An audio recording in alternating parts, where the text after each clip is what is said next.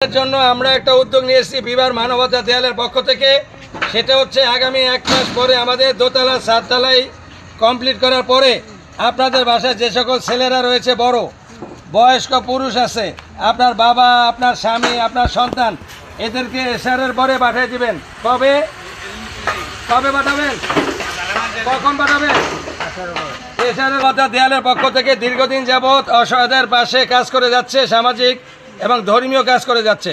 তারই ধারাবাহিকতায় আমরা ইনশাল্লাহ পয়সায় হুজুর রেখে আমরা এখানে তাদেরকে সহি শুদ্ধভাবে কোরআন শরীফ শিক্ষা দেওয়ার চেষ্টা করব।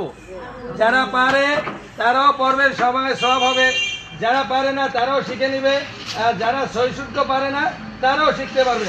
আপনাদের এই দাওয়াতটা সবাইকে দিয়ে দিবেন ইনশাল্লাহ। এশারের পর প্রতিদিন আমরা এই বিবার মানবতার দেয়াল, যেটা হচ্ছে বিবার মানবতার দুয়ার।